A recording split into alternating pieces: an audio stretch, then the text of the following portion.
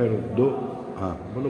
काल आपण second chapter mechanical properties of fluid हा स्टार्ट केला होता.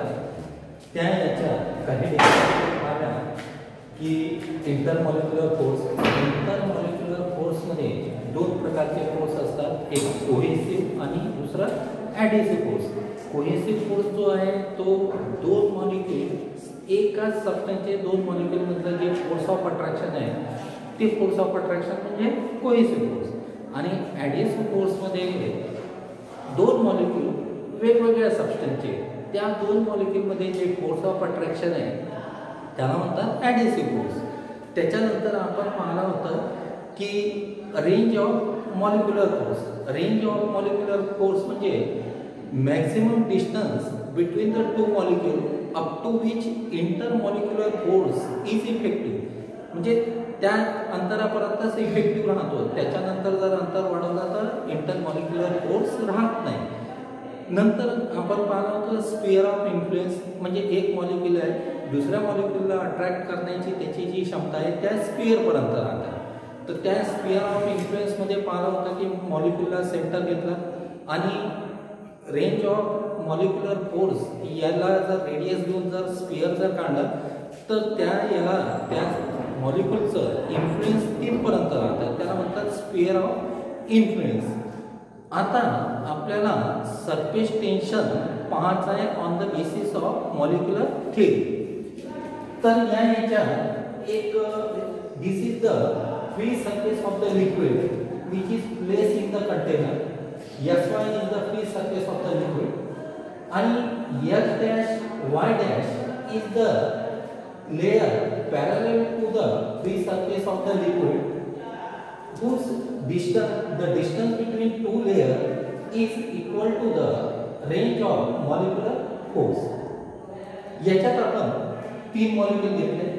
मॉलिक्यूल ए घेतला आहे तो लिक्विडच्या आत आहे, बी मॉलिक्यूल घेतला तो फ्री सरफेस पेक्षा थोडा खाली आहे, तिसरा मॉलिक्यूल सी घेतला तो फ्री सरफेसवर आहे. आता हा जो मॉलिक्यूल ए आहे याचं स्पिअर ऑफ इन्फ्लुएन्स या प्रकारे आहे. Consider A molecule A, it's sphere of influence lies in the liquid.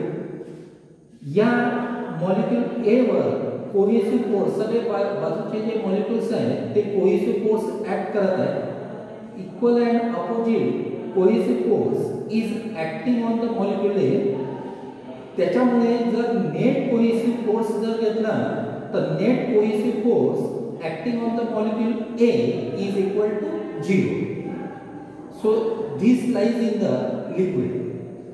दुसरा मॉलिक्यूल बी घेतला, या मॉलिक्यूल बी वर दोन फोर्स ऍक्ट होतात, एक adhesive force due to air molecule आणि दुसरं cohesive force due to the liquid molecule. Adhesive force जो आहे तो निग्लिजिबल राहतो आणि फक्त या मॉलिक्यूल बी वर कोहेसिव्ह फोर्स ऍक्ट होत आहे. Only cohesive force is acting on the molecule B. त्याच्यामुळे हा मॉलिक्यूल बी जो आहे तो खालच्या साईडला ओढला जातो. It is pulled down the liquid. तिसरा जो मॉलिक्यूल सी आहे तो सरफेसवर आहे, फ्री सरफेसवर आहे. याच्यावर सुद्धा ॲडिसिव्ह आणि कोहेसिव्ह फोर्स ऍक्ट होतात, पण ॲडिसिव्ह फोर्स निग्लिजिबल असल्यामुळे only cohesive force is acting on the molecule C. So this molecule is also pulled down in the toward the liquid. तर आपण पाहिलं की सगळे मॉलिक्यूल जे आहेत ते आतल्या बाजूला ओढल्या जातात. जर आपल्याला या फ्री सरफेसची एरिया जर वाढवायची आहे which is proportional to the number of molecule on the free surface, ठीक आहे.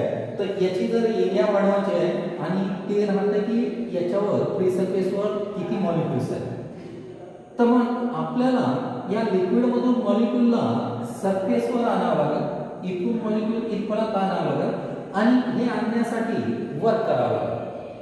To increase the surface area of the surface, the molecule should be brought from the liquid on the surface. So for doing this, the work is done. And this one is stored as a potential energy. हे या प्रकारे इथं potential energy या सरफेसवर store केलेली राहते. पण लिक्विडची tendency आहे की तो कमीत कमी सरफेस एरिया घेण्याचा प्रयत्न करतो.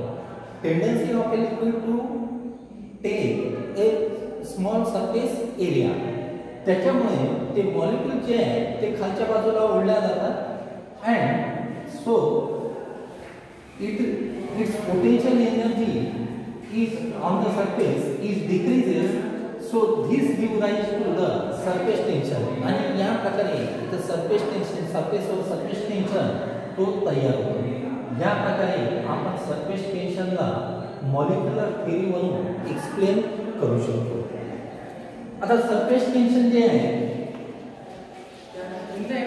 surface tension या सरफेस टेंशन वर है कि number of molecule on the surface in this every molecule on the surface is experience the force which is experienced by the molecule on the surface is stretch force. म्हणून हा जो surface आहे हा stretch membrane म्हणून act होतो. कारण या सरफेसवर जे मॉलिक्यूल्स आहेत तर या मॉलिक्यूलवर इक्वल आणि अपोजिट फोर्स ऍक्ट झाल्यामुळे हा असा स्ट्रेच होतो. म्हणजे इथं जे आहे ते स्ट्रेच मेम्ब्रेन तयार होतं. तर या प्रकारे जर हा सरफेस जर घेतला आपण वरचा सरफेस घेतला तर आणि याच्यावर एक जर इमॅजिनरी लाईन काढली पी क्यू. या इमॅजिनरी लाईनची लेंथ आहे एल. या इमॅजिनरी लाईनवर जितकेही मॉलिक्यूल्स आहेत सगळे मॉलिक्यूल्स फोर्स या बाकीच्या मॉलिक्यूल्स कडून एक्सप्रेस करतात which is perpendicular to this imaginary line.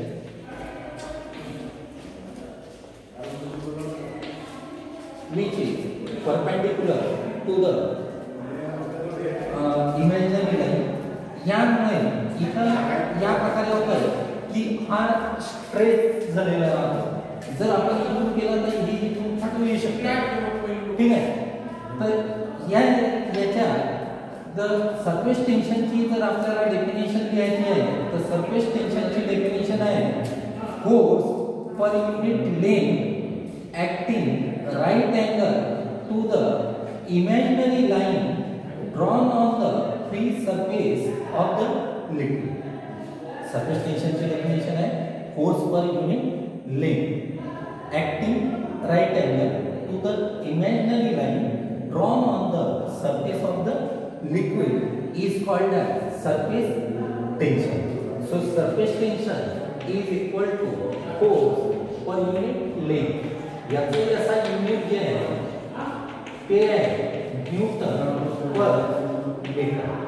आणि जर डायमेन्शन याचं काढायचं आहे तर याच्यासाठी आपण फोर्सचा दुसरा फॉर्म्युला मास इनटू ॲक्सेलरेशन घेतो. मासचं युनिट आहे केजी, ॲक्सेलरेशनचं आहे मीटर पर सेकंड स्क्वेअर. तर याचं जे डायमेन्शन आहे ते आहे डिवाइडेड बाय मीटर. तर इनटू मीटर कैंसिल होना आणि डायमेंशन ही m raise to power 1 l raise to power 0 आणि t रेज टू पॉवर -2 हे सरफेस टेन्शन. आणि सरफेस एनर्जी म्हणजे एनर्जी जेव्हा आपण मॉलिक्यूलला the work done in bringing the molecule on the surface. So this to bring the molecule on the surface, the work is done. This work is stored as a potential energy on the surface. So this extra potential energy, जे extra potential energy surface वर राहील, that is called as surface energy. त्याला म्हणतात surface energy. The potential energy per unit area on the surface of the liquid, surface of liquid is called surface tension. Surface energy is called as surface energy. तर आपण आज पाहिला की molecular थेअरीवरून surface tension ते explain करून दाखवलं. Surface टेन्शनची definition पाहिली आणि सरफेस एनर्जीची डेफिनेशन पाहिली.